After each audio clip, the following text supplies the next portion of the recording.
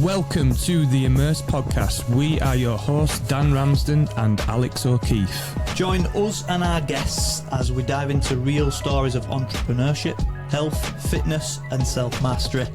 No fluff, no filters, just honest conversations that inspire, educate and challenge the norm. Let's get into it.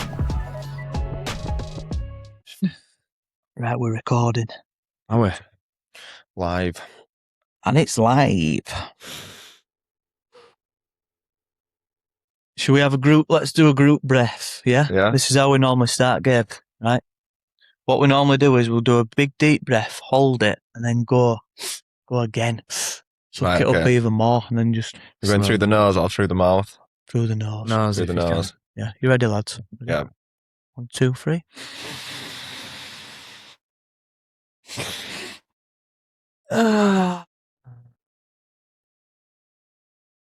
It's really soothing, that, isn't it? What are the benefits of that? Just life. Stress relief. Yeah.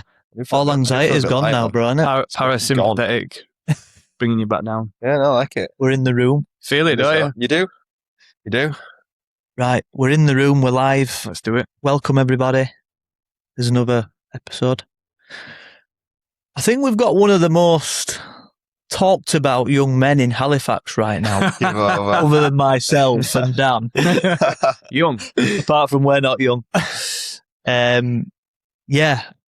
Gabe Moore, welcome to the podcast, Thank you. It's brother. a privilege. It's been a long time coming. It has. I know we've been trying to organise a few, haven't we? But We've flirted with the idea for some time now.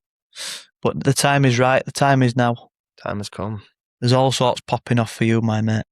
And All sorts. we're going to delve into that today.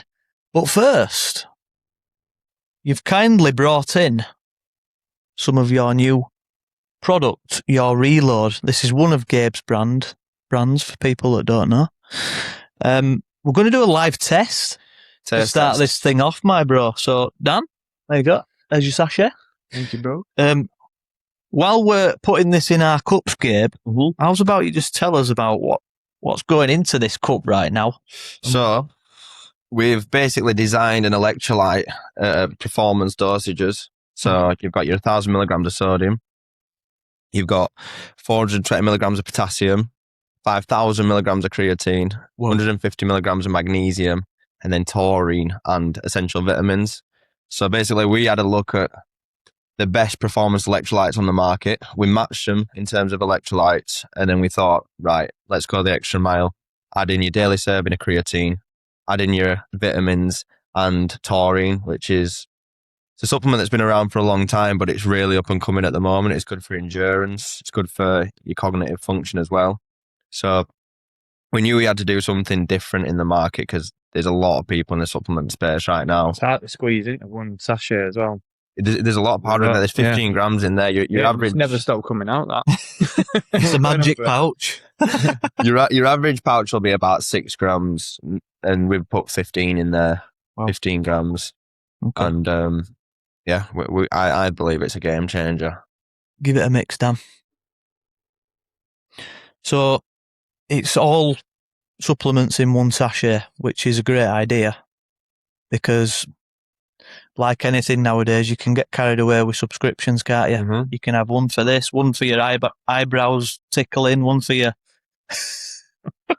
one for your bum washing. So this is all in one I don't know sachet. about your supplement stack, mate. Is that not what everyone gets? Yeah. Oh, I'm not into that. I'll edit that one out. Taste test, come on. Right, here we go. Dan, we're there. Cheers, bruh. Cheers, Gabe. Cheers, boys.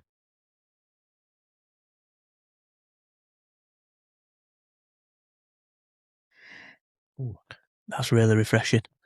Do you know what? I needed that today because I've done a hard workout this morning. I'm sweated a lot, so I needed that. That's exactly what you need. It's like, what's that? Is it cast lemon? Cast lemon when you go abroad. It's like a Fanta lemon taste. That's what it's like. And it makes you just want to down the whole cup. Yeah. And that's a sign of a good taste, I think. I'll be completely honest. The first batch that we made, we thought it were fantastic. I think you get wrapped up in your own product a little bit as well. And Bit biased. a little bit, yeah. And we're like, it's got all this stuff in it. You know, people are just going to be like, oh, great. Like it doesn't taste amazing, but people are just going to be like, oh, it's great. It's got everything I need in there. But then, and to release it to the market, we did have a bit of feedback. People saying, it's quite hard to get down. And when you are selling to the masses, everything's got to be on point, and you soon realise that. So we just spent a bit more money on a natural sweetener. Like we got the best of the best that money can buy. Obviously, it upped our cogs a hell of a lot. Yeah, not a hell of a lot, but a bit. And that was just a game changer. And it's definitely worth the money, making it taste better, because people got to take it every day. Like you don't want it. You don't want to be a chore. It's very nice. I think that is a beautiful thing about just starting though, and rolling something out and getting feedback and adjusting and going from there. And I think this is why a lot of people are reluctant to put themselves out there and start something like that, because of the potential for, oh no, I'm failing, or it's not right. No, what you're going to do. You're going to do, aren't you? And then you've got to just keep refining as you go. I made a video about this actually yesterday, but I think business is literally problem solving constantly, which means you are going to have problems. Yeah. It's just inevitable. Yeah, literally. Firefighting, aren't you? Always. Professional firefighters. Always. That's literally what it is. You'll have 3 bad weeks and you'll be lucky to have 1 good one. It just is what it is. Yeah. We've said it before, Dan, haven't we? It's like you go through probably every emotion in the book daily. It's just like, whoa, that's fantastic news. Oh shit, that could end us. It's like being a toddler again, isn't it? Like, so I guess, laughing 1 minute and crying next. I guess with that, you have to regulate your emotions. Not get too high, but not get too low either. I think you've got to treat it like a game. Yeah. And just remember that if you're healthy, you're well, alive, you're kicking, like everything else is fine. And you've had problems before. You can sort them out. It's just how you react to them. Yeah. Easier said than done a lot of the time, though. That takes some coaching. Remind the audience of your age, please, Gabe. I'm 24. I've just turned 24, 2nd of August. That blows my mind. That's madness, really, for the wisdom and for what you're doing. Where's that come from? Been very fortunate to have a strong circle of people around me from a young age. Like my family, everyone's got the entrepreneurial spirit, and I think it's just been like trials and tribulations. I started my own business at 18, so I've had kind of quite a long time in the game, and I'm very, very lucky to have that network of people around me, and everyone's kind of got different views, different skill sets, and I've just kind of tried to pick up off them all, and I feel lucky to have them people around me. And you need it, don't you? Because you need someone to learn from. You don't just you're not just born with the knowledge. And I think you've just got to listen and take advice, which is hard to do when you're young. Yeah, you think you know everything. Oh yeah, you think the answer. Well, the usual route for people is they become stuck in a friendship group that's not particularly them. Then they find their own sort of way out of that and go on a different growth path. But have you gone through that? Have you gone through it in an early age, or have you always had the right people there and the right people supporting you? I mean, when you're young, you're always friend with a few messes, and to be honest, I was a bit of a mess of myself as well. Yeah. But a lot of my friends are the same as me in terms of they've got high aspirations. I've always got new ideas. Should we give this a go? And I think you just naturally disconnect from people when you're on different paths. Sometimes, don't get me wrong. I've got some friends that that they're just not interested in going down the same path as me. You know what? Sometimes it's like refreshing just to go meet up with them, because you don't talk about work. It's grounding, innit? You just have a laugh. You don't talk about any work. You don't talk about this. You don't talk about that. And you can just switch off. Yeah. Have a few beers, play a bit of pool, relax. Yeah. But no, I think your network's definitely important about who you surround yourself with. But I don't think you hear a lot of people saying, you need to make sure you surround yourself with like rich people all the time and this and that. I don't think that's the case. I just think you got to surround yourself with nice people. Yeah. Just good human beings. Yeah. With good values. Yeah. I agree. There's a serious sort of similarity with mine and your journey right now. And I only saw this video last night that you posted. You've done, 10 years at the barbers, or just short of 10 years? I've been a barber for just short of 10 years. Been a barber I've had just- the barber shop for 4 years. Right. And you've decided to walk away from that process. I mean, before we go into that, I just want to find out about how you got into the barbering first and how you got started with that. Because I think it plays into, obviously, the man who you are today. You start young. You do almost 10 years in that industry. This is why we're here today. The timing of it is unbelievable. Like, this has been teeing up for quite a while, this podcast, but the fact that we're doing it right now, and the paths that you two are on right now, it's just, there you go. I've just literally not cut off, but decided to cut the cord of my OG business, shall we call it. The business that's held me for so many years, that safety net. And you've probably done the same, and it's just like, it's such a big move, big risk to go all in on something. But tell us how you got started with the barbering first, and your first business, or, learning the trade, etc. I left school at 15 and I had absolutely no interest to going to college or university. I mean, my mum would really try to push me. She's like, just go enjoy it. I was like, no, I want to be making money straight away. My brother's got his own business, and I was like, I'm going to go work for him. And she said, right, if you're going to go away and work, she said, you're not working for your brother, you're doing your own thing. And I always used to have right long hair when I was a kid, so I just used to go to my mum's hairdressers. And then when I got to about 15, I started going to like a proper barbershop. No, I'll be about 13, 14, started going to like a proper barbershop. Traditional barbers. Yeah, I was like, it's pretty cool, isn't it? They all dress quite cool, and it's a bit quirky, and it seems like a laugh. So I was like, I'll give it a go. And I ended up getting an apprenticeship over in Huddersfield at a shop called Westgate, like a proper traditional barber shop. And like you had to have some minerals to work in there. Like, Jesus Christ, can be ruthless places, I think. Ruthless, yeah. But I think I'm thankful for it. It gives you some thick skin. You're working with young lads all day that are just constantly going to be taking the piss. And like when you're the apprentice, you're going to be like the centre of it. Do you know what's mad as well? My son is starting a trial apprenticeship at a barber's in Leeds tomorrow. Oh, really? Yeah. Is there? Yeah. Go on, Louis. Whereabouts? Boris and Co. Oh, yeah. It's a fantastic barbershop, is that? They've had some great barbers come out of there. Yeah, I thought they had, Yeah. So that's quite mad that Louis Ramsden. That's happening tomorrow for him as well. I think times have changed. Times have definitely changed. It's definitely like my apprentice didn't get it. We had a laugh with him, but he didn't get any of that. Don't get me wrong. Dumped in toilet and shit. I mean, if you had a dispute, it'd be right. Get the boxing gloves on, down into the cellar, and you'd both just have at it for like 5 minutes, and then it were done. Yeah, it were done. It's something quite great about that, though, isn't there? You were right, laugh. I loved it. Yeah. Don't get me wrong. Some days, like I think I cried a few times. I'm not lying. I remember a good mate of mine. He's a really good mate of mine now.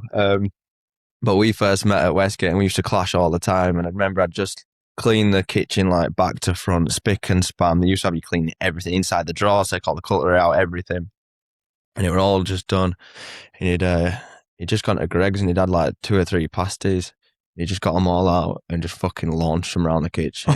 I was like, oh my God. I was just about to go home as well. Oh, yeah. Shit house, that. Yeah, that's rough. One time Crumbs everywhere.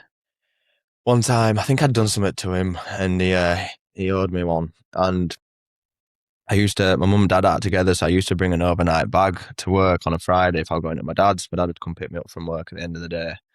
Anyway, so I'm just about to pack up my stuff, and I went to go reach into my bag to put my hoodie inside. I was like, what the fuck is that? I opened my bag up. No word of a lie, there'd been a dead fish in my bag all day. It was about that big. And all my gear stunk. I had to go back home, get a full fresh change of clothes. Dad's pissed off because had to drive to the other end of Halifax. But good times. Good times. They're formative though, aren't they?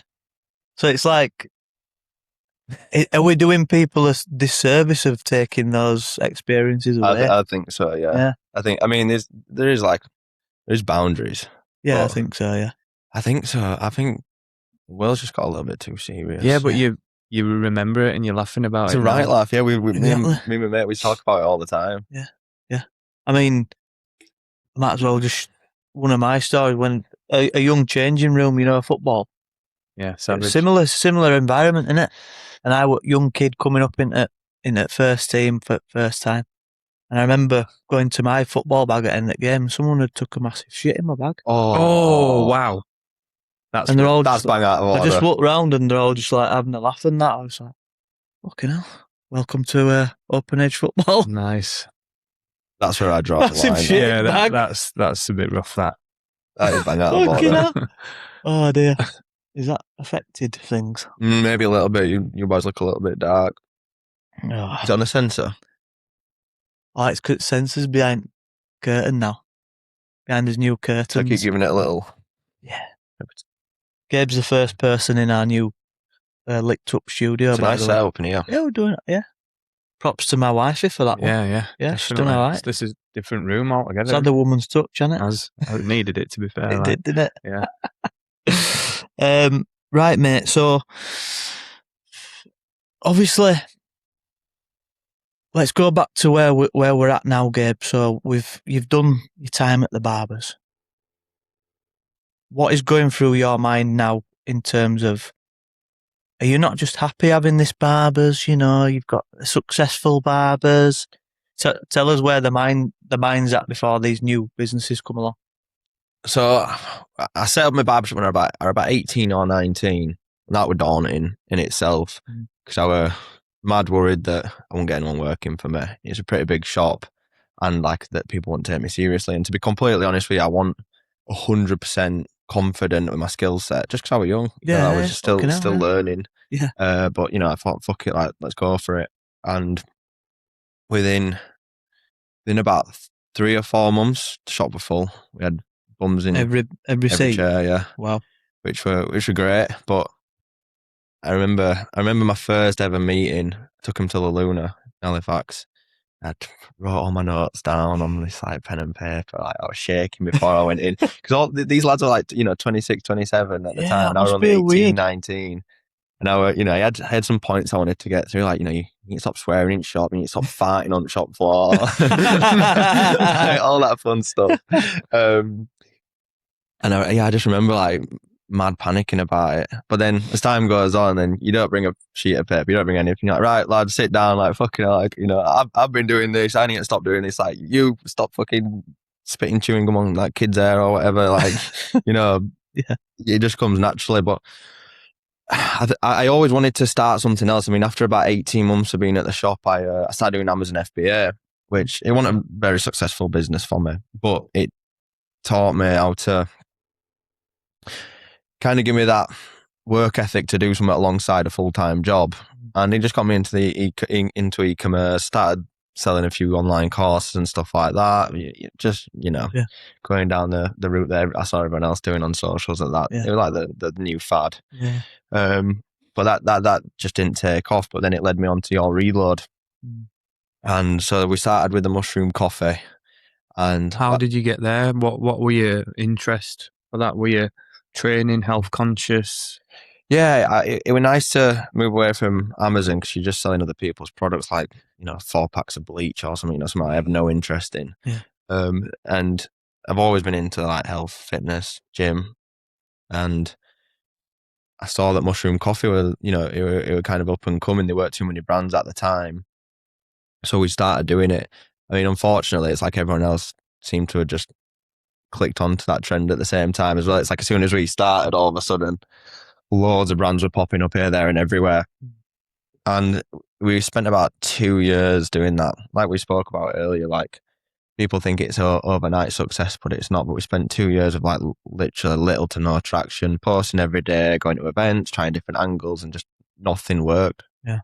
Then that's when we decided to do the rebrand, new product, a completely different product. And yeah, now it's finally starting to work. It's a nice feeling. Why did you continue on the path and not quit at that point? I think it's very discouraging, isn't it? It was, yeah, and I had a lot of people saying, because I was plowing a lot of money into it, pretty much everything I was earning, besides of, having fun with my mates and whatever, but everything else, all my savings were just going straight into your reload. But I knew we had so much potential because my business partner, he owns one of the biggest manufacturing units specifically for electrolytes in the UK. So like they've got technicians on tap. They've got 2 massive labs, and I just knew that it were an opportunity that I couldn't give up. So we just kept going, and it was make or break. It's like, do we either knock this on the head or do we start again, new product, new everything? And we decided to carry on, and I'm glad we did. Yeah. We're almost at 1,000 sales on TikTok now. Yeah, nice. Which is good. Yeah. We're getting there. Yeah. The momentum just keeps going and going. But I think part of it was that I was that deep in it, into financially and time. I was just like, I can't stop now. And I had a few people to prove wrong as well. Yeah. So that's what kind of spurred me on. Yeah. Can relate to that, can't we? We can indeed, mate. We can indeed.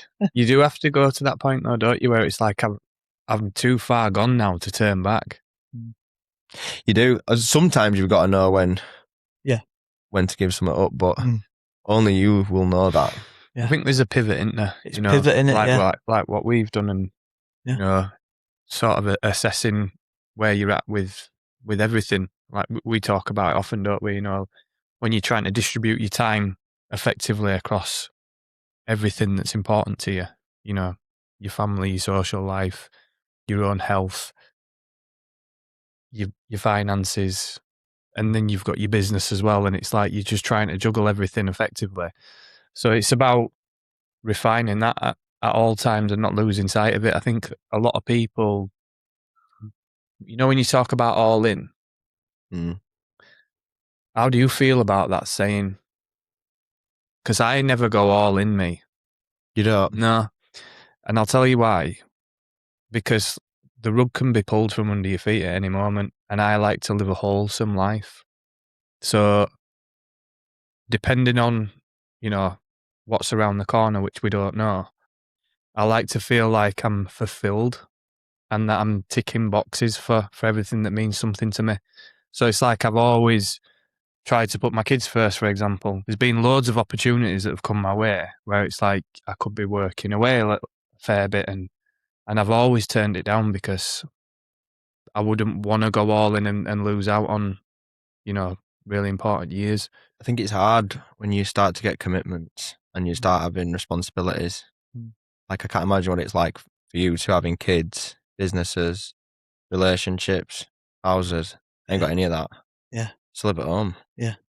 So it's with that in mind, like Dan, I relate to what you're saying 100%. And then someone like Gabe's situation is completely different,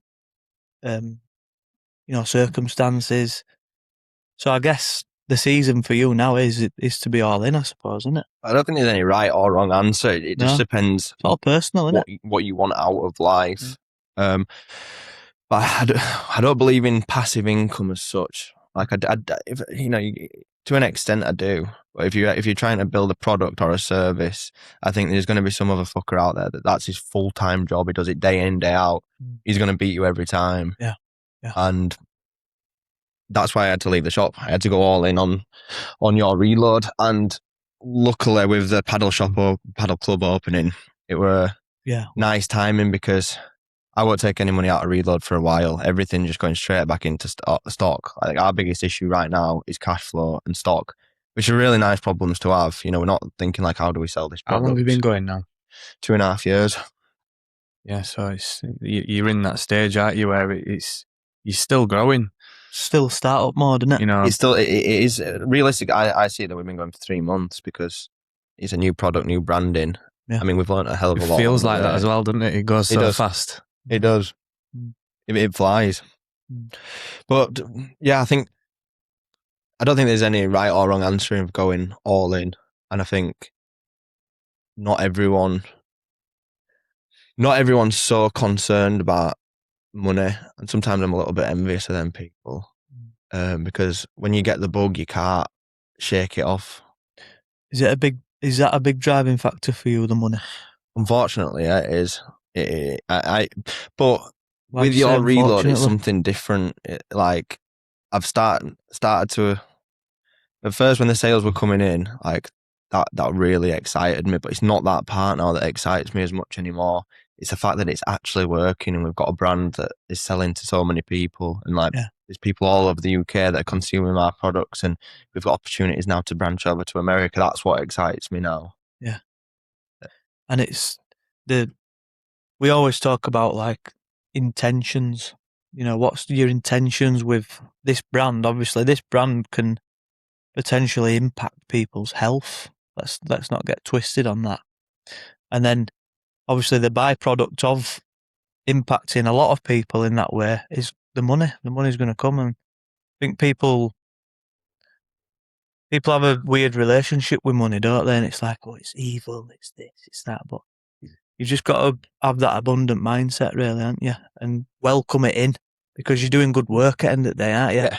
You're not selling fucking coke on side of the street, are you? No. Sorry if you are, by the way. Tell him. Yeah, you know what I mean, don't you? No, I get you completely. Unfortunately, I need to stop saying that. Yeah. But I think it's just it is the token to a different life, and it depends what kind of life you are choosing. But for me, it's freedom that I want more than anything, and that's why leaving the barbershop was such a big step for me. Yeah, because you're self-employed, but you're not self-employed. You're working for the customer in front of you, and you are tied down to one space all day. You can't look at your emails. You can't answer the phone. You can't even like an office job. You can break off and answer a few emails, but because you're with that person all day, it takes up all your. It's a very time-consuming job. Yeah, you can't get anything else done at the same time. And it's been nice now. I can just go work from wherever. Whenever, and if I want to have a day off on a Thursday, I'll go work on Saturday. It doesn't make a difference. We're part of the. So I want to just dive into your mind a bit more about making that decision to come away from. So were you quite active in the barbers? Were you cutting hair every day? Were you? I tapered off. Tapered it off. So I was starting on 5 days a week. Then I went down to 4, and then I went down to 3, and then I finished. And you just gone 0. It was the go house that allowed me to go, in a sense, right? Just because I didn't want to leave and have to take like a financial hit and change my lifestyle. So I knew I had to create something that would allow me to leave and generate me money quickly. Yeah. And the go house was a business that you kind of knew wouldn't fail. For anyone that doesn't know, what is the Goat House? Let's talk about the Goat House. The Goat House is Halifax's first ever paddle club. Yep. Yeah, we're based in Elland. We've been up and running for about 2 months now. Yeah, coming into 2 months now. We've got 4 courts, we've got a single, got a pickle, and we've just launched our Pilates studio upstairs as well. Yeah. Collabed with a brand called Luna. Yeah. Tez and Tanya, I think. Tez and Tanya, yeah. Really nice people. Yeah. So they've got a few different chains of Pilates. They do the 8 wellness as well. The wellness stuff, the wellness centres. They've got the gyms. Yeah. So it's a nice collab. Yeah. And for people that don't know, this is not just some little side hustle, is it? How big's the space? It's about 18,000 square foot. just set up this little business here outside. No, the past 3 months, the past 6 months have been hell, to be honest, because I was working at the barbershop, trying to launch Paddle, trying to launch Your Reload, and Your Reload really started working just as Paddle were about to open as well. So it was just like, it was fantastic, but my brain was just fried. Why all of this all at once? What's in you to want to do that? I just think Alex Hormozy says it, doesn't he? If he said, if you're going to get rich, you only get rich once. You might as well fucking go all in. I would say all in. And the paddle club, it's not something that you could just pick up at a later date. It's really hard to get the right premises with the height, the size, the planning permission, the parking, and we had an opportunity to take, and I knew it could have a big effect, a bad effect on Your Reload if I didn't spend my time wisely on each business. I knew it would be a distraction, but it actually turned out to be for the better because it freed up 3 days a week with me not having to cut hair. So it was just an opportunity that I just physically couldn't turn down. Yeah, the attention to detail to cutting hair, you're so present on the task, aren't you? You can't be multitasking doing that. So obviously it's like freeing up that headspace, isn't it? To be able to do those things. And I'd like to apologise to some of my clients as well in the back end of my career because I'm a bit of a miserable twat, to be honest. Did you just lose the... I was just too busy. I was just too busy. Mind's too busy. My phone was belling every 2 seconds. I'm answering the phone whilst I'm cutting people. I just couldn't not answer the phone calls. Yeah. And I was just stressed. Yeah. And because you are tied down all day, it just kind of... You start to resent it? Yeah, I start to resent it a little bit. Yeah. There you go. Yeah, there we are. Yeah. A little bit, yeah. Now I've had to step away from it. I've thought, should have been a bit more upbeat, but it is hard when you've got that much. I understand where you're at there. Yeah. Because I completely get it. Little things like rep standards and stuff in the gym, and my tolerance level's so low at the minute because I've got a lot going on right now. And I'm like, told you, lock your fucking arm out, man. When you're doing a snatch, lock your arm out, okay? Right, Dan. So are you? Oh, pal. I get it. Yeah. But it served you, hasn't it? It served me massively, yeah. Yeah, and that's how I'm looking at, my window cleaning business.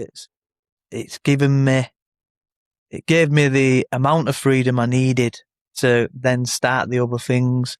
You learn a lot going through business, whatever you're in. You know what I mean?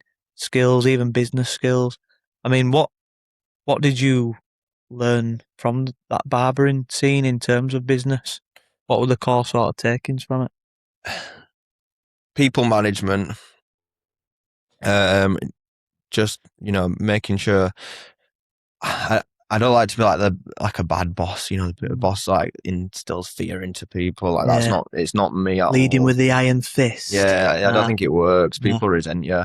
And branding as well. It really taught me that branding is so key because there were loads of barbershops in Halifax. Yeah. But I feel like I nailed the branding. And at the time, I think it were pretty easy pickings in a sense because no one were doing socials. No one had done a standout. At the time when I did it about 4 or 5 years ago, I'd painted all the walls in there black. No one else were doing that now. Yeah. There's about 3 or 4 barbershops in Halifax have all painted the walls black, but at the time it was quite standout-ish. Yeah. And you've got to do social media. Whatever business you're doing, you have to do social media. Yeah. It's free marketing for you. Yeah. So tell me why you decided you wanted to sell up. The window cleaning. Yeah. Don't think you can go too far with that, can you? Well, I said when me and Dan, we started Immerse together, I've always had side hustles.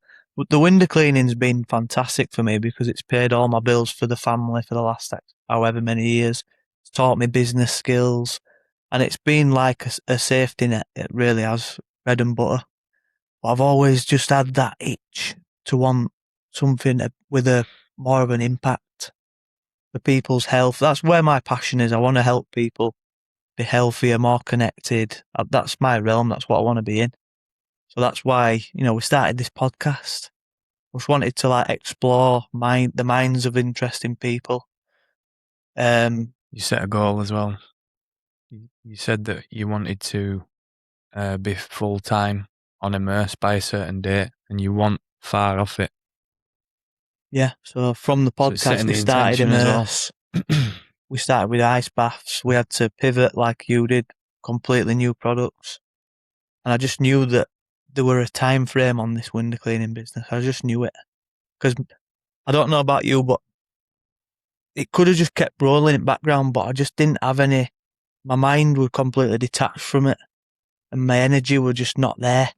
So I just thought, there's only a matter of time before this starts dwindling, and it'll just all imploding. So I do genuinely believe if you're not growing something, it's dying slowly, even if it's a very slow death. And that's what we're happening. So Do you think that putting a time frame and metrics on like goalposts are important for making things happen? I think so, mate. Yeah, because I think, and I had a chat with my mate this morning about this because he was like, "Oh, I don't really get this 5-10 year plan thing," which I don't in some sort of respects. But what it does do is determines what actions you take today. Yeah. The goalposts change. Goalposts change. You don't know what opportunities round the corner. And that's what's happened for me. You know, I can't go too deep into it on this podcast right now, but there's something that's come up which has allowed me to say, right, window cleaning's done now because I'm going. But it's important to have that direction of where you want to go. Be flexible with it along the way. But yeah, I think it's really important, man, to have that goalpost set. I agree completely. Yeah. Do you agree? It hold yourself accountable as well. Do you have them? Yeah, always. Good. Well, you can Always. I tell. like that. I like that. Yeah. You're obviously, it's your realm, innit? Yeah, You work in that space. short-term goals. Yeah, short. Otherwise you're wonky. Yeah. Behaviour is wonky. I get very wonky, me, when I don't have anything to set on. If you just float, I just float too much. I start levitating. I was talking to somebody about it the other day, and they asked quite a deep question. They were like, "What makes you happy?" And I said, "Short-term goals." Nice. Because you're working towards something. You're structured. You know, you've got sacrifice, and there's reward for that as well. You know, it's building the person. So, And it's structure and it's purpose. yeah. Otherwise, good what you're going to things. do? What decisions are you going to make with everything? They got to be achievable as well. Some of them. Some of your goals, like you have massive goals, but then some of them just have to be achievable, and you get that little buzz when you do those. Yeah, that little You get those reward. them little things right. Yeah. That's the noise. That's the victory noise. Yeah. You make. Yeah. Where we're going now with it, Gabe? What's the plan from here? You want to get rich? Have we got digits in mind? Digits in mind. Yeah. Have you got goals in that sense? If that's what you're going all in on. Personally, as an individual, not really. I think in the next 6 months, your reload will be turning over 100 grand a month. I'm confident in that. Yes. Confident in that for sure. We heard it here first. I'd like to open another paddle club at some point. To be completely honest, I'd like to open 2 or 3 and sell them in 3 years. Right. Okay. You just never know where these businesses are going to go and how long, what kind of longevity they have. I think it's, the get in and get out. I think that's why you create a business. Some businesses, with the idea of selling. Yeah. Ultimately, because you as an individual, you can only take it so far, and then you get someone bigger and better that wants to take it over, and they'll hopefully push it that extra mile. But my focus is your reload. That's something I want to hang on to for a long time, and I think we can really blow it up in the next 2 to 3 years. Is this one hitting a bit different? Your reload, is this like the deepest sort of passion project you have? Yeah. Because I'll be completely honest, I've had financial backing for some of my businesses. Yeah. But this one has been all me. Bootstrapped. Got me and my business partner. Yeah, we fully bootstrapped it all. Which means you have to be a bit more creative with the way that you do things. And it takes a lot longer. And you have to make a lot smart decisions when it's all your money that you're playing with. You really think about, should we do this? Should we do that? And I think because it was almost like a dying horse at one point, we didn't think it was going to work, and we had so much time of no traction that now it's finally working. It's just been euphoric, to be honest. Like the go out. Sorry to I interrupt absolutely this love it. amazing I love conversation. everything We've just about got it. a I quick love message being for in you. there. At the heart of this we kind of podcast, knew it Dan, was going to is human work connection. because there was there's And other now, paddle facilities it's around. You can amazing look at for the us to numbers. say You know that it's we going to also work. build It's got fully 90% bespoke return rate. It's saunas fastest growing from spot in design, the UK. build and But I think install with the that uncertainty of also your promote the reload, exact same thing, it mate. just made Human it that bit connection. more There's a exciting. theme here. Yeah. There is.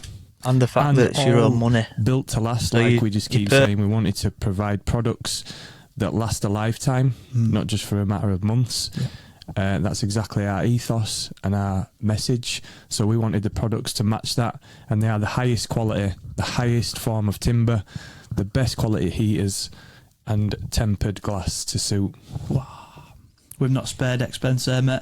If you're thinking of upgrading your space, whether it's your home, business, studio, wherever you can fit a sauna, basically, we can build it for you. So visit us website on immersesaunas.co.uk and we'll take it from there. We look forward to building your dream sauna shortly. Oh yeah. Personally invested, financially, emotionally. It's interesting that, because that's we bootstrapped Immerse, didn't we? We did. From day one. We did. I think that's probably a reason why I've stuck at it long term. We spoke about it on here a few times, haven't we? Like, you could quit. You know, there were several times when we could have packed it in, but, you know, Yeah. that didn't sit well, did it, with us? No. You know, obviously I've taken a different route. Yeah. But quitting altogether, nah, it's just not right, is it? No, Not it's when not you've right. gone so far as well, like you mentioned before. So I want to speak a little bit about the products themselves. So what products do you have in that range? So you've got your electrolytes, which has got, you know, full shebang in there, including the creatine.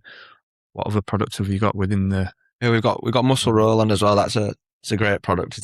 It's an affordable product. 100%. Everything we do is 100% natural, and that's just great for your joints and your muscles. And then we are just currently working on another product. This one's going to be insane. Like our USP is that we can combine multiple supplements into a single sachet, because other brands can do it, but they just can't compete with us on price just because of the power that we've got, The manufacturing power.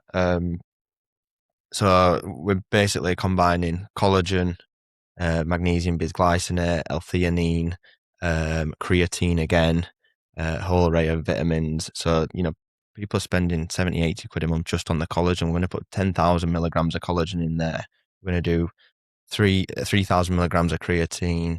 Everything's going to be at high dosage like we've done with this one. So this is going to be all about your recovery, your sleep, your gut health, your hair, your nails, your skin. And we've combined like a whole drawer of supplements where, you know, usually probably predominantly women would buy, you know, your collagens, your magnesiums and whatnot. Yeah. And we've just put it all into one sachet. This one's going to be 20 grams. And we can afford to sell it at a really, really fair price. One thing that's been very common over years with supplements is selling a lot of bullshit.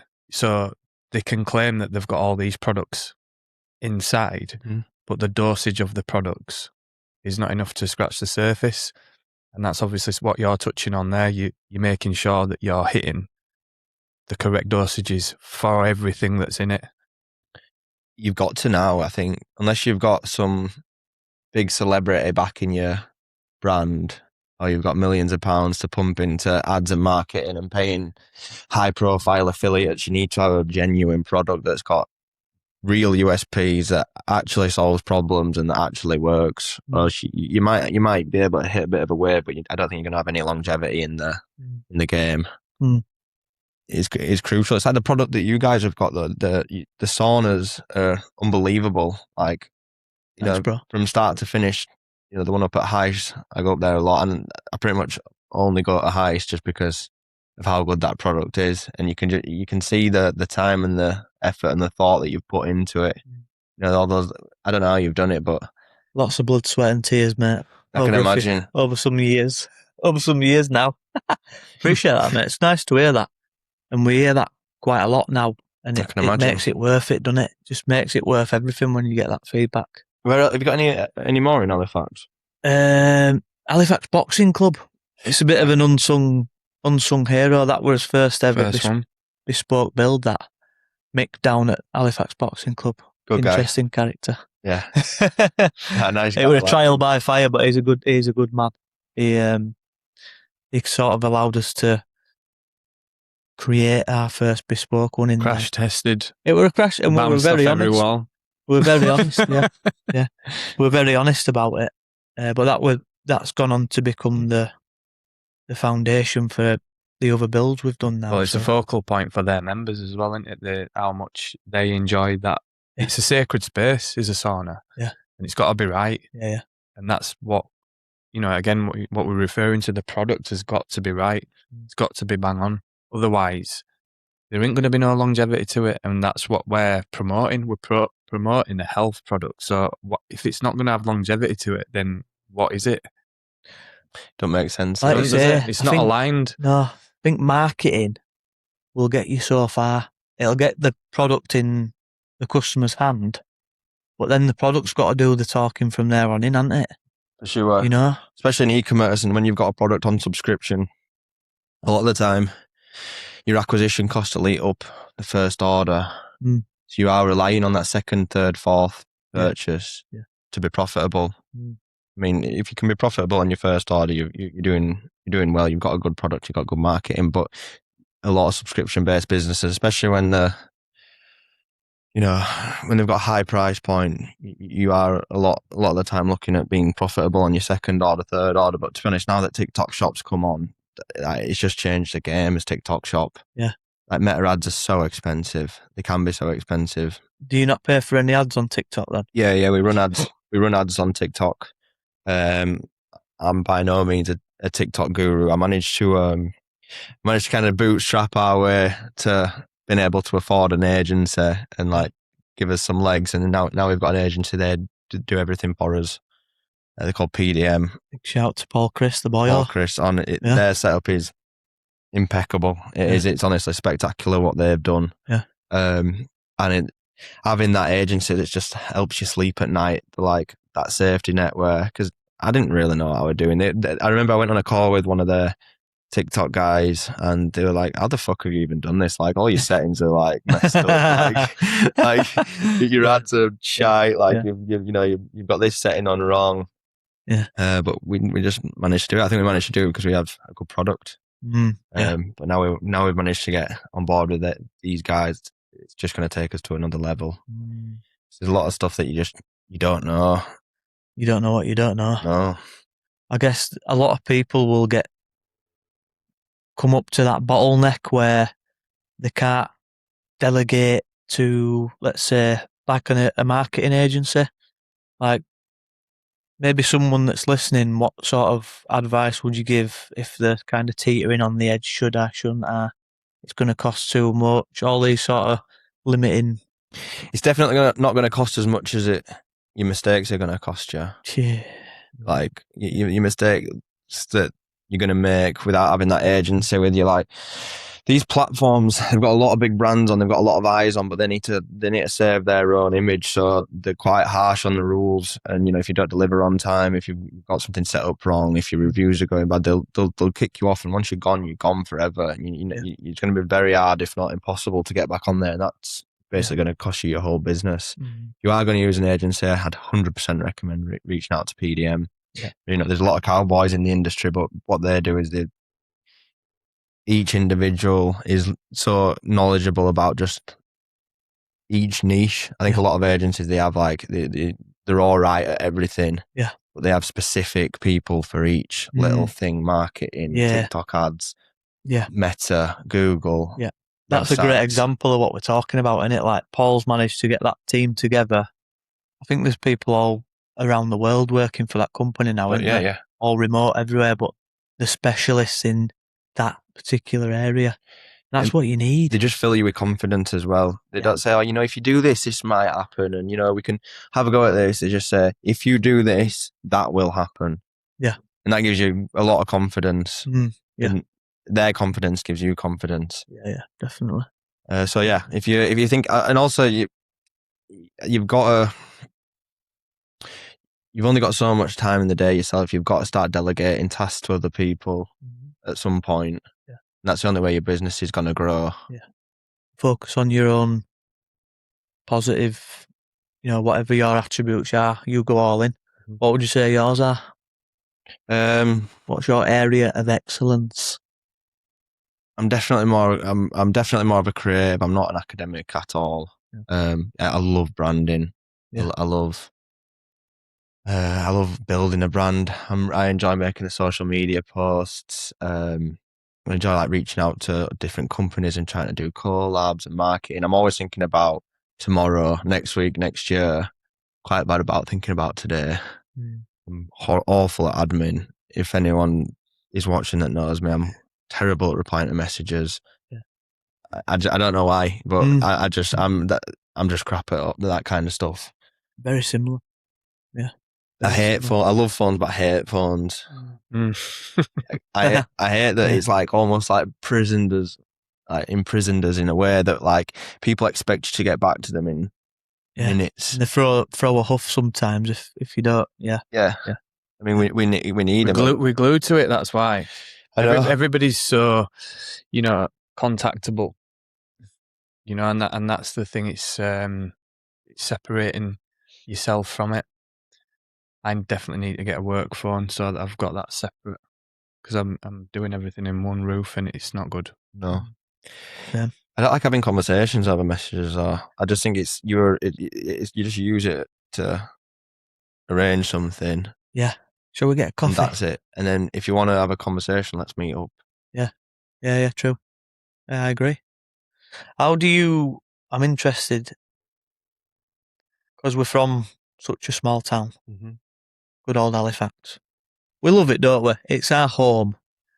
But with that comes a lot of, I think they call it the crab and bucket theory, don't they, Dan? You heard about this one? I have, yeah. Tall poppy syndrome. I think you've actually done a video talking about this, about how, say, America, for example, is totally different. They're lifting each other up, they're egging each other on. Somewhere like a small town in Halifax, you know what shit goes on when lads get in pubs and they're just slagging everyone off and try to pull people down. And I guess, have you experienced any of this type of small town mentality? Yeah, a little bit. Nothing that's like eating me up too much. No. It don't really bother me. Yeah. I think a lot of people are quick to jump the gun and say, he comes from like a good background, so he's just had it handed to him. This is what I'm going to bring up, because I've heard it a lot. Not a lot, off of a few people, and I always call them out for it. It's like, they talk about, say, for example, even our mate Luke Ambler. He makes all of his money from Andy's Man Club. Do you actually know him? You're talking shit. He's not took a penny from it. He's had this talking business for 15 years now, blah, blah, blah. It's just like calling this shit out, and I've heard people mention yourself. Oh, he's got a rich family, it's all been given to him. I said, yeah, but he probably works 10 times harder than you do.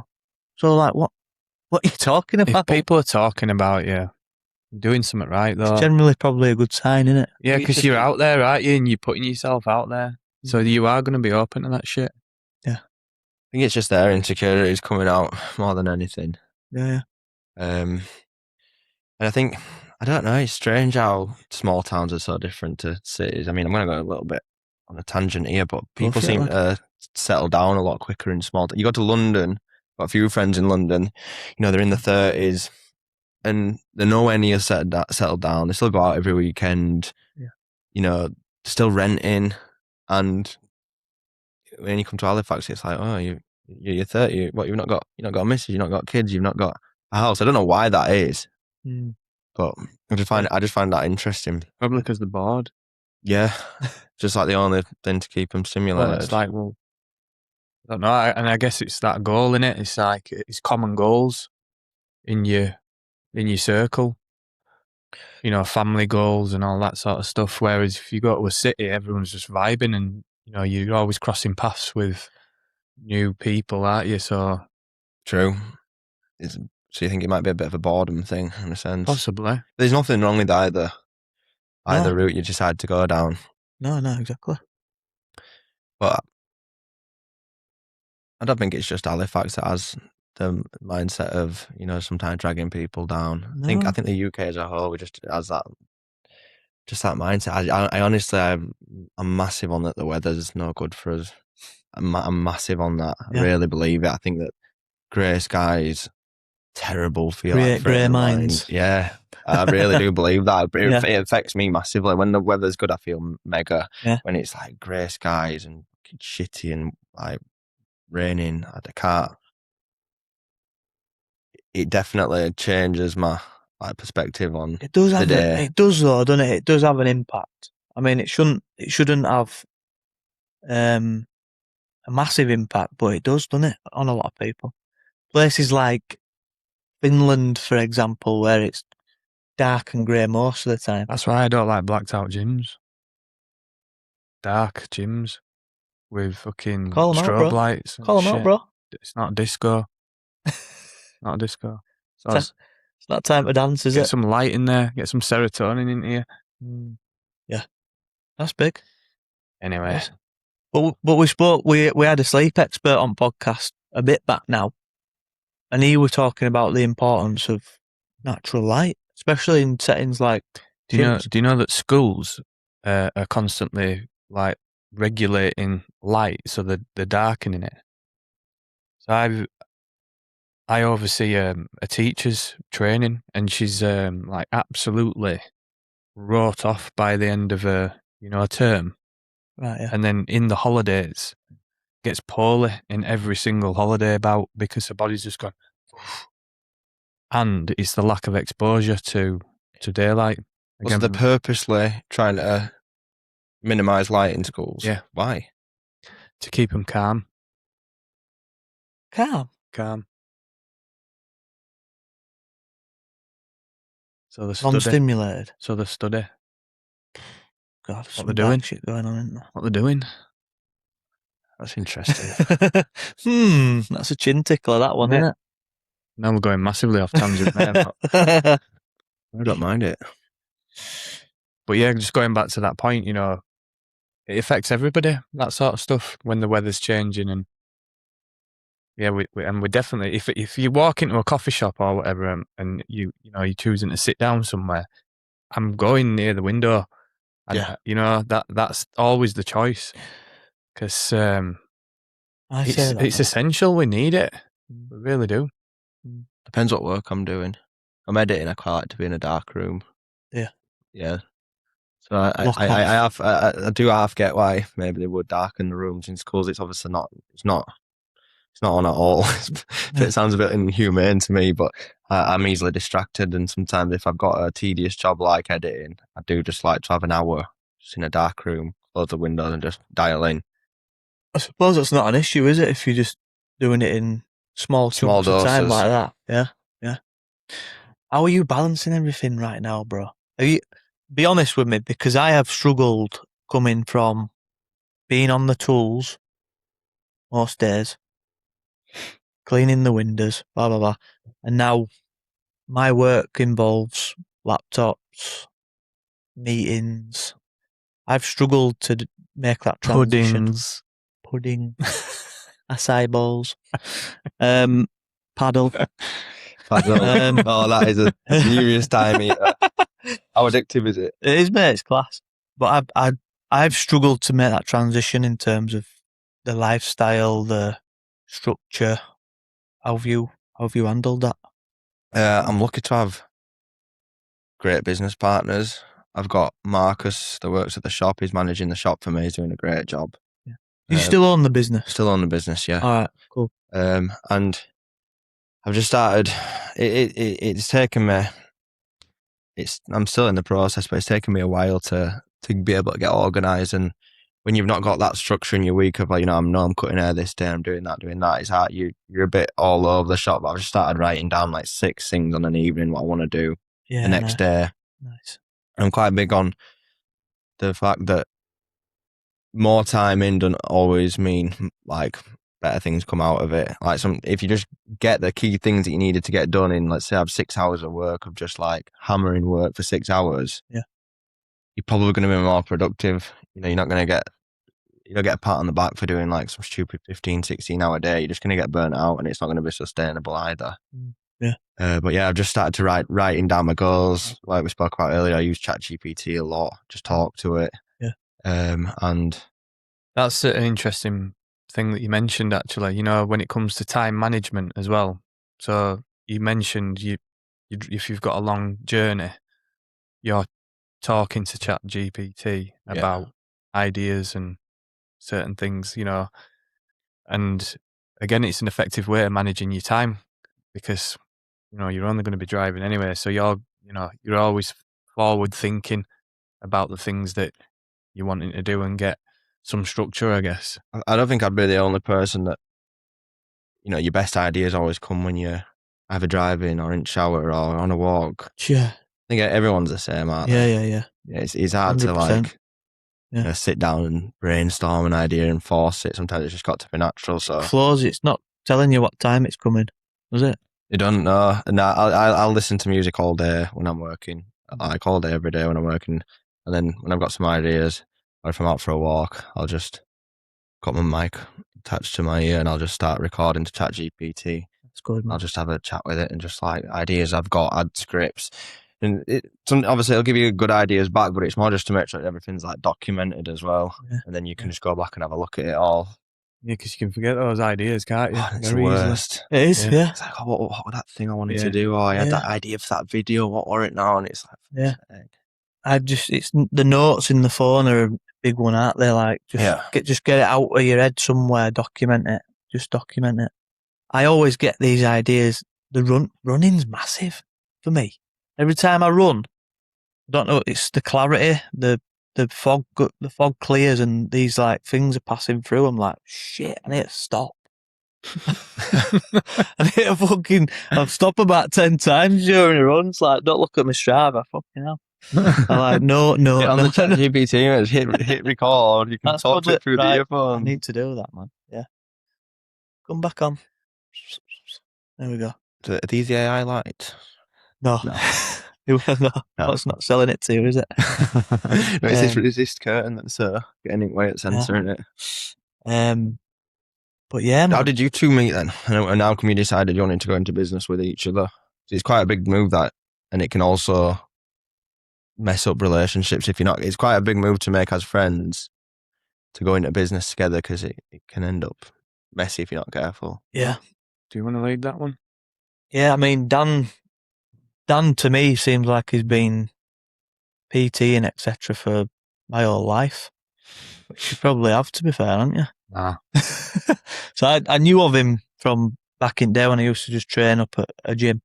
But then when I started the podcast, I got Dan on as a guest, which just randomly sort of reached out to him. And then after that, I started training with you a bit, didn't I? Going for a few classes. And then asked him to come on as a co-host on podcast. That's how it started. And then just gradually from there, we ended up just clicking. We proper enjoyed it, didn't we?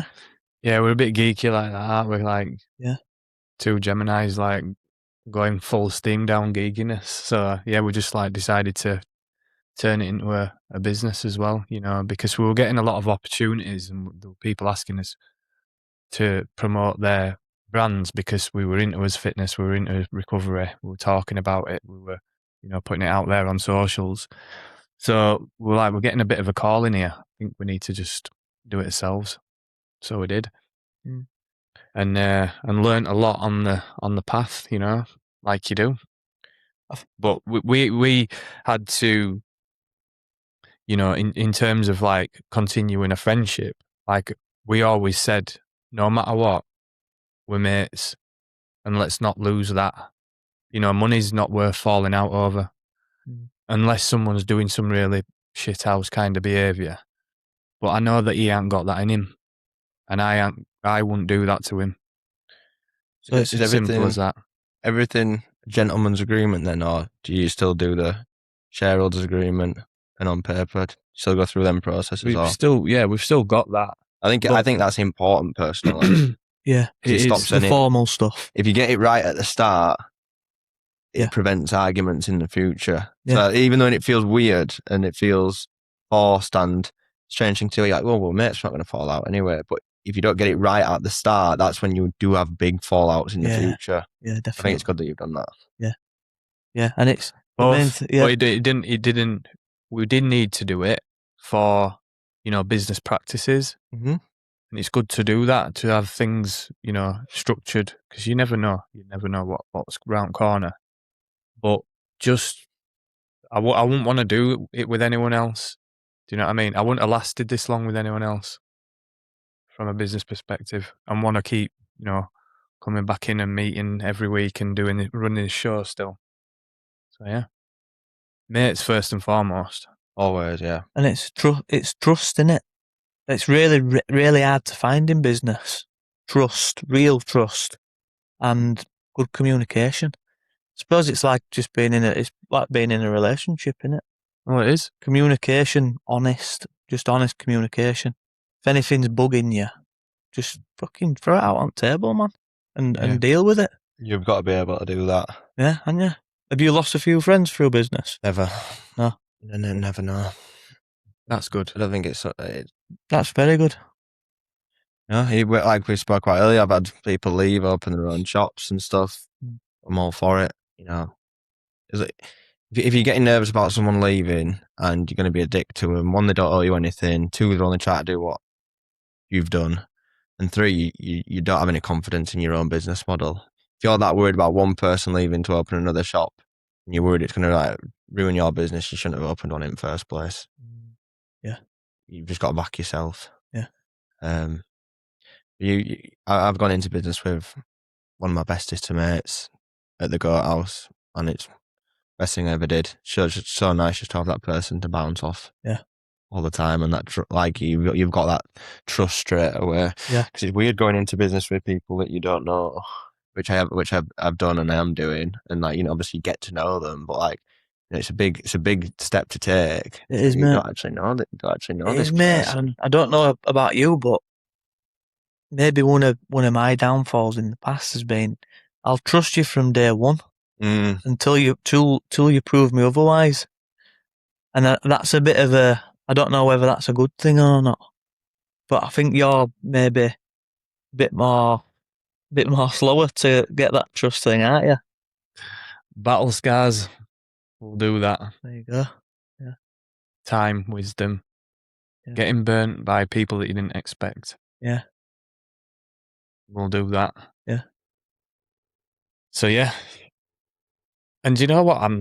I've got, I don't need to be friends either. I don't need to be friends with people. I'm completely comfortable with who's in my life, the circle that's in my life, my friends, my family. That means the most. And that's that. So, and I'm not saying you do. I'm just saying, for me, I feel quite secure in the fact of, previously, I was just trying to please everybody. I was trying to get on with everyone, and I wanted everyone to like me, and it's not the case anymore. So I don't need to force that. I think it's a good thing. Are you a trust from day one, or? Yes and no.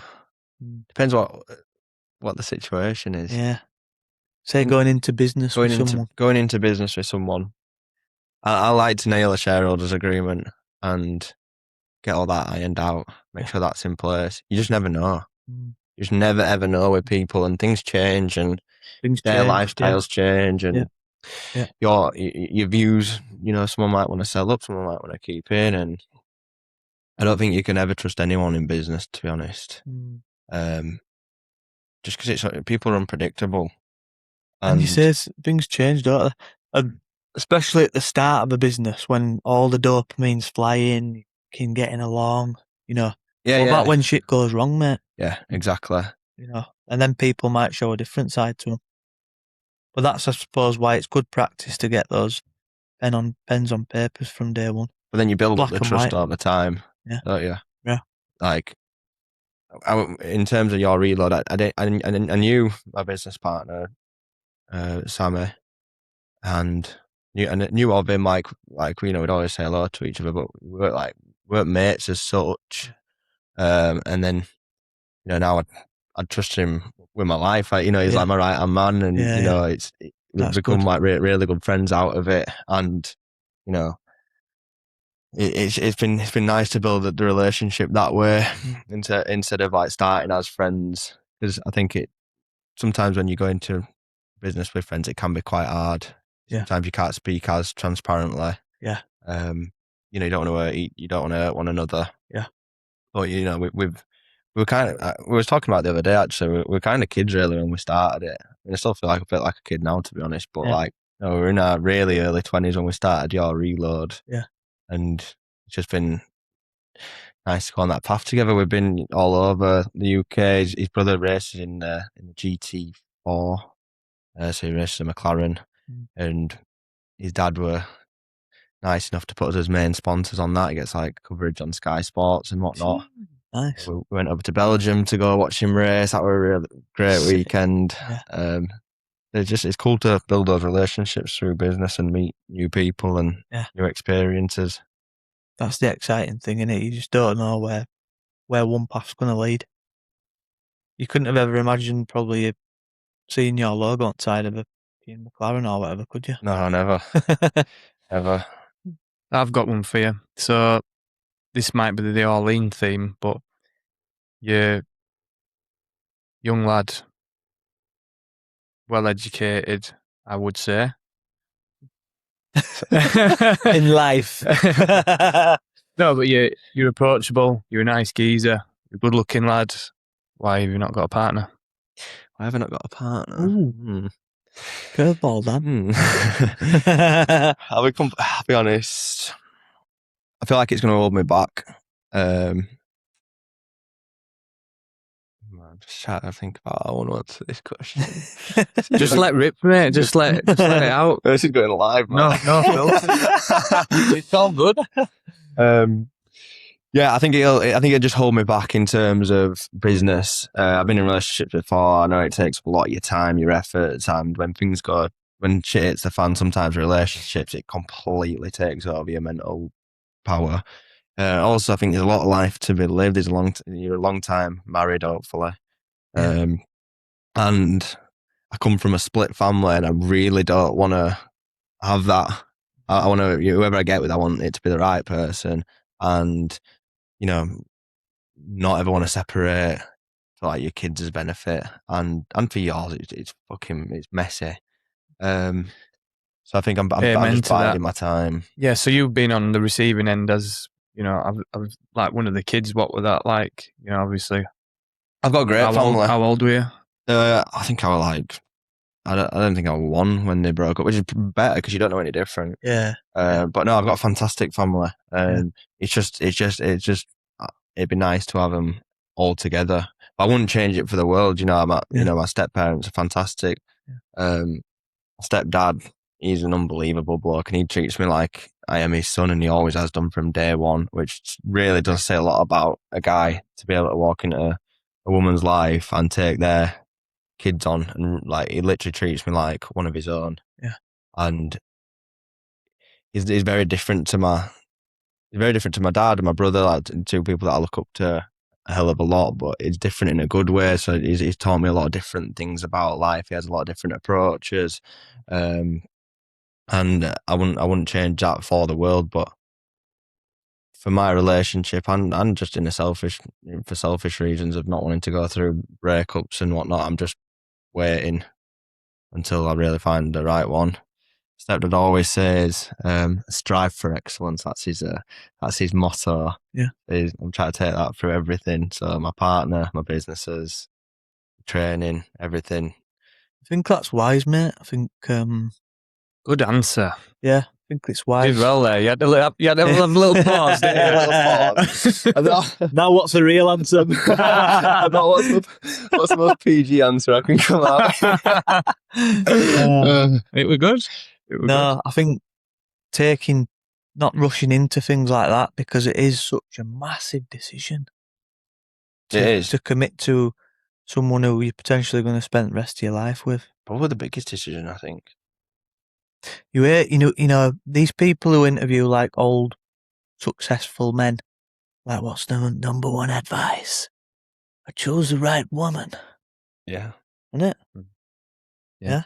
So, choose wisely, bro. I think the good thing for you is you're still young.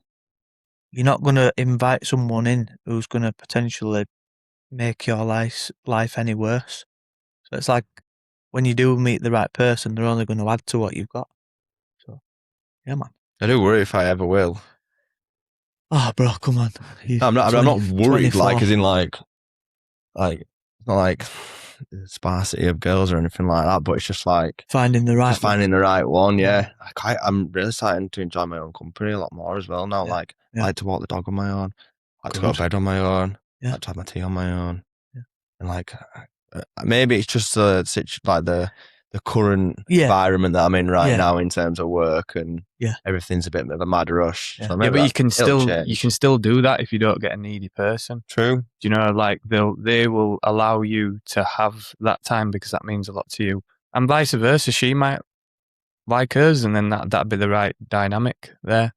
It's when somebody's wanting to absorb all your time and your energy, that's when it can become difficult. And that's a lesson that I've learned in relationships. You know, because I can still be myself, still be me authentically, and you know, and have that time, but I can still be in a relationship as well. Do you know what I mean? I think that's pretty precious to be able to do that. I think that's when shit hits the fan, when you want to do your own thing. You want to go on holiday maybe with your mates. I think when all that stops is when it just stops becoming enjoyable. Yeah. Or asking for permission all the time to do something. What about Honestly. I see some group chats, not my personal group chats, just like ones that other people have shown me. And it's like, oh, Mrs. has given me a free pass for in 2 months on a Monday. It's like, what the fuck, mate? Like, grow up. Like, I mean, I understand that when you've got kids and you've got responsibilities, like, you can't just be like going out on a whim here, there, and everywhere whenever you want. But like, even if you are getting a pass, don't tell us about it. Yeah, just saying I'm doing what? Do what? That's what I say. No, but you're in that season, aren't you? You're in that season of life where... Yeah, probably still a bit immature in the fact of I just want to be with my mates all the time. That's all right. That's good. Enjoy it. Enjoy it, the precious moments. But you're doing this legacy building thing in the background, which is great. I just want to dip in somewhere. Have you had any dark moments? Yeah, like I'm sure everyone else has before. Yeah, plenty. I think like the pressures of business really can get to you a lot, and like I get like rashes all over my face and stuff. Not rashes, but I get like dead spotty when I'm like stressed out. And I'm a bit of a messer when I was a kid, so I kind of put myself in some bad situations. I wasn't a messer, but like just a daft lad, and like push the boundaries a little bit too much. So some of it was self-inflicted. Yeah. Remember losing my granddad when I was a kid, and I massively idolised him, and that felt like a big just change in my personality when I lost him. It was like I almost felt like that spark of being a kid had gone in a weird way, and it really like toughened me up, but maybe not in a good way. Everyone's got to go through it. Yeah. But I think anyone that tells you that they haven't had any like dark moments are lying to you. In a good way eventually, but you just don't see it in the moment, do you? Because you're having to learn some really pretty shit realities about life. You know, it's the part of everyone's journey, innit? Like, you know, you've been very open on this podcast about hitting your version of rock bottom. But I think sometimes you got to feel that to appreciate the rise back up then. And yeah. Absolutely. We all go through shit, man. I'm massive on exercise though. Like, what it does not, I understand that like mental health is a thing, whether you like it or not. Like, it's 100% a thing. People that say it doesn't exist, like, it pisses me off. Like, it's and I know for a fact.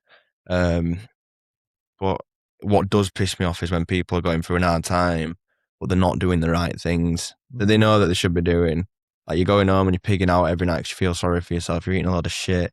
getting smashed or you're smoking weed every night because like you're feeling sorry for yourself, you're not exercising, Dangerous, isn't it? yeah, you're not pushing yourself, and like as human beings, like we are made to solve problems. Like the brain's a very complex thing, and I think a lot of people they've not got enough problem solving. They're not pushing themselves enough, and it doesn't always have to be business either. Like some people are interested in business, and like fair play to them, maybe they probably live a bit of a smoother life. You can push yourself in different ways, like whether it's hobbies, gyms, relationships,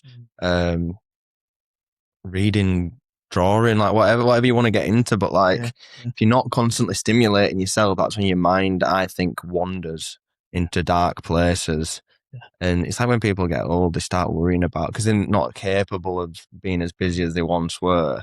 You know, you'll have been around to like your grandma's house or your granddad's house and like, oh, you know, the plants at the top of the garden are dying, and you know, it's like that's their worst thing of the day.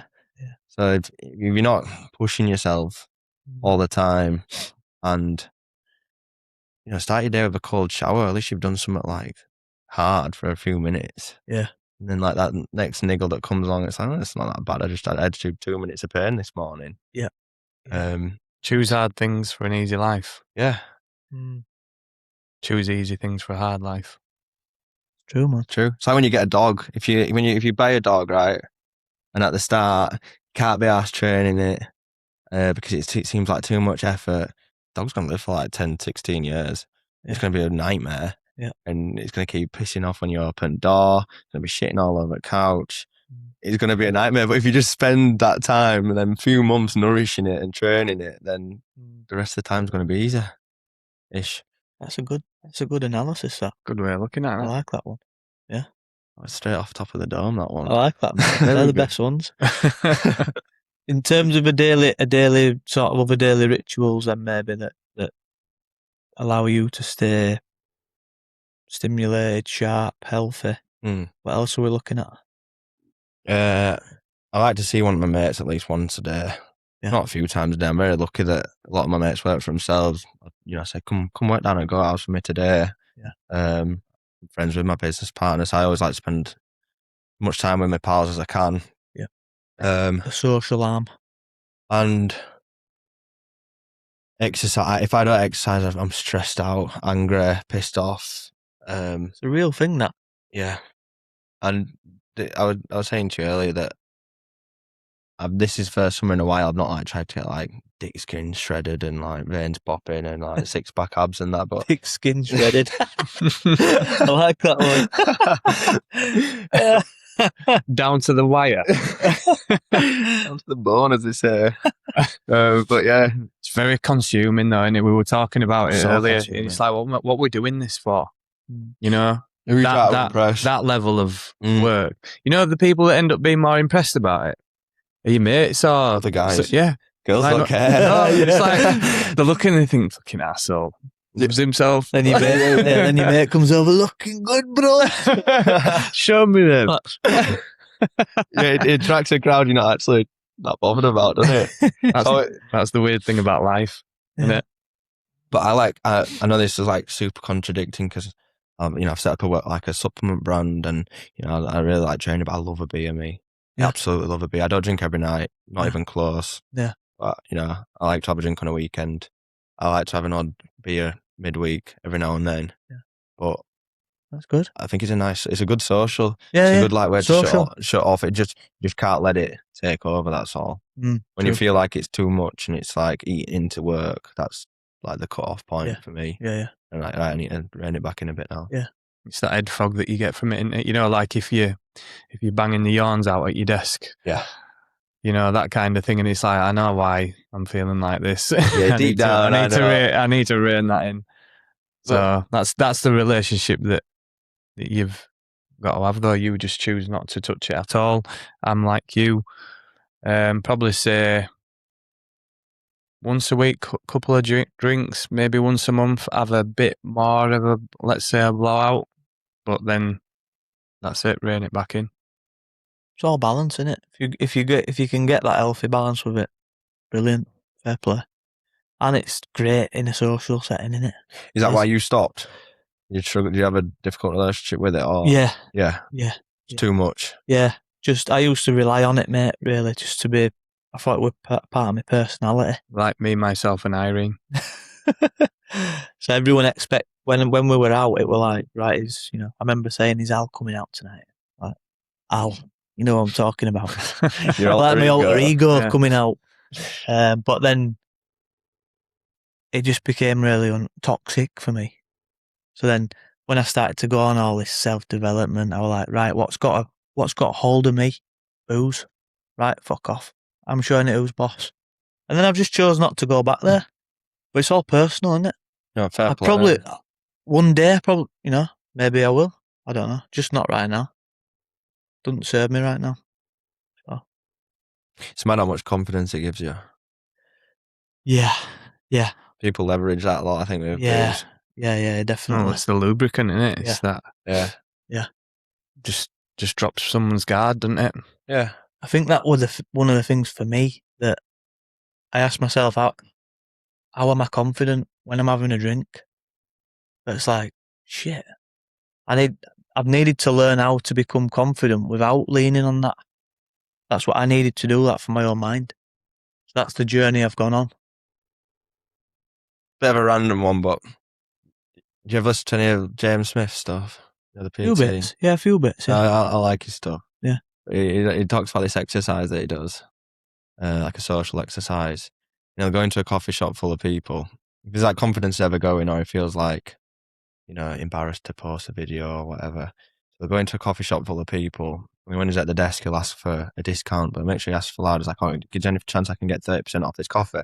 It's quite embarrassing, isn't it? Because it's not, but it is, because, the coffee in itself is cheap. Yeah. It's not a lot of money. Yeah. There's a whole shop full of people thinking, who's this wanker? Like, what a cheeky twat. But then, after it's done, you've kind of forgotten about it after an hour. You know that them people aren't thinking about it anymore because everyone's too engrossed in their own life. Yeah. I think I quite liked that. I thought it was an interesting strategy to build up your confidence, just to do something that's cringing and embarrassing. And then you realise that, the guy behind is more interested in what's happening on his phone. Like, everyone has that main character syndrome, but people are that interested in your life. Yeah. Very true. I like that. Public speaking is a big one. Hated that. Froze, couldn't articulate. What's just, that? Just hated like a presentation of some sort, or like, I always like the idea of doing like a health seminar, but then actually putting myself up there as, I'm the person that's holding the space and they're listening to me and everyone's just sat there, and like that idea were really cringe. But you just got to get your reps in. Reps. Just do it. Feel shit. Feel uncomfortable. Do it. And then afterwards, you're like, want as bad. I'm going through that process with my son at the minute. He's going through a lot of self-development right now, and it's like, yeah, feel shit. Feel stupid. Cringe at yourself. All that, yeah. Go on. Go again. Go again. Yeah. Reps. I like that. Yeah. It's true, because some people will be naturally good at stuff. We're all probably naturally good at some stuff, but not other stuff. Yeah. And, talking to a camera don't come naturally to a lot of people. It definitely didn't come natural to me, and I'm still working on it. But I think a lot of people think if you're not good at it naturally, they think it's some kind of mysterious art that you can just do. Yeah. But you just get, like anything else, like riding a bike. Yeah. Just get better the more you do it. Yeah, you get more relaxed, you get more confident. Yeah. People are scared for that initial part of being shit, aren't they? That'll stop a load of people ever getting into anything. I bet you'll get it, don't you? Because now, give you props, by the way, content is fucking on fire right now. Every day I'm seeing something new from you. And it's very intentional, innit? Yeah. But someone probably come up to you and go, I don't know how you do it. I don't know how you get in front of the camera. But truth is, you've just said it yourself. You weren't even good at the start, were you? No, I don't believe I'm good at it now, to be honest. I just feel like I'm just starting to get the hang of it, slowly but surely. You are good at it, mate. Thank you, appreciate that. Yeah, you are good at it. But you see some people that just, like, what's that guy? The guy that's always got the snus in his mouth, like, does that? Daddy Wellness, have you seen him? Oh no, I've not seen that. You've probably seen him before, but the way he just like rambles on at the camera and like just normally it's nonsense as well, but it's comical to watch. And you just think, how has he done that? Like he's spoken gibberish for like 2-3 minutes at the camera just non-stop, and like people don't realize how much of a skill that is because he's wired on snus. But I think there's people are missing a trick by not building a personal brand, whether you've got your business or not. You know, there's so much that you can gain from doing it without even realizing, like brand deals. And if you ever do want to go into business, you've already got that following. You've got your own brand already. You know, if a celebrity sets up a business, it's probably going to bang pretty quick because they've got eyes on them and they've got people following them that are actually interested in what they're doing. So like whether you're wanting to start your own business or not, I just think you can't go wrong with setting up your own personal brand. Just start posting like the shit that you're doing day to day. Like people actually do find it interesting. Yeah, they do. It's real, innit? I've had an hard time with that. I've had an hard relationship with that because I didn't want to make it about me. I wanted to make it about the people, but then it kind of gets lost in translation. Do you know what I'm saying? But I didn't necessarily want to be that person that would just always like, this is my personal shit. Like, look at me, look at me, look at me, look at me. And I think the world has become a lot of that, but it's actually what sells as well. Yeah. And I've had a tough relationship with it, and I still do, if I'm honest. I think that's a perspective thing. It is, I know, I'm saying it's my shit. That is my shit. Yeah. But me telling you, like, you've got so much fucking wisdom and skills that can help people. So it's putting them glasses on and thinking, actually, I could help someone by sharing this. Yeah. I know. Innit? Let's see more of you. Yeah, I'd love to see that. Especially with that new gear on. Fucking It's sharp, alright, isn't it? Very sharp. New apparel, lad. Very nice. You can get it online. Is it like a bit of a retro football? Yeah. Style? This is my branding as well. So yeah. I'm just playing with some new apparel for my guys in the community. So yeah, I like it. I mean, we've let this one roll longer than we normally would, but we've just gone with the flow. Just riffing, weren't we? Just riffing. Enjoyed it, man. Just one thing though on that me thing. Yeah, go on. I think that the world's gone the other way, where it's almost wrong now to be able to like gloat and tell people like something good that you've done. Like you're almost in a bit of a show off, or as a cock end him. It's almost like you can't.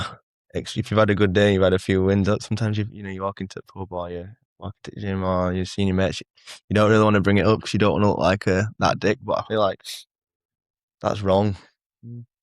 I've had experience with that, and I think what you realise is you maybe got an handful of people who you can really deeply share your wins with, and other people will get maybe jealous or envious, and they're probably not your closest mates. You don't want to put people down either, do you? As well, especially I think finances can be a bit of a different thing. You don't want to say, "I've fucking made this much in a day," like because that's that can put some people down, and fair enough. But even just like your little stuff, like I got a PB at gym today, this and that. I think people need to start sharing the wins a bit more and just get more of a positive attitude. Yeah, I think you're right, mate. Fair play. Noted. I've enjoyed that, though. So yeah, get cracked on. Get on social, share your wins. No, I am on, but I make it more about my community than I do myself these days. Well, you've got an interesting story. You've got loads of stories. You're doing all sorts of stuff. And you've got loads of different routes you can go down. Yeah. I guess this podcast is the personal part in it. We speak very deeply on this. Yeah. And that gets shared, but yeah. Is there anything else we need to cover with the boy before we go? I'm happy. I think we've covered some great areas there, mate. I really enjoyed that. Thank you. Really, very wholesome chat. Very wholesome chat. Thanks for coming on, mate. Oh, thank you, guys. Appreciate it. It's inspiring to see what you're doing, mate, at such a young age. And I think you're going to help light up a lot of other people. in the area. That's a really positive thing to do, mate, especially at younger ones. So keep doing what you're doing, bro. Share how we can find you. What sort of angles you want to share? So Your Reload, if you're interested in trying our supplements, you can go to www.yourreload.com. You can add me on Instagram at g.more3. Yeah. And the Goat House is just Goat House Paddle on Instagram. So yeah, if you are watching, if you are listening, give us a follow. Have a little stalk. See what you think. It's a good looking thing as well. If you're just listening on audio. Not all for audio. There we go, shy at end. Good to look Got at. this far. Yeah, thank you, bro. No, Nice thank one. you guys. Cheers, Appreciate that. We're fist bumps. Oh, top man. Yes. Right, cheers guys for listening. Thank Thank you, you. guys. See you on the next one. Put it on your toes at the end as well. You put it on my toes too. I like that. I like being sat on stage. Oh, I need it for the relationship one. Could have done it this one.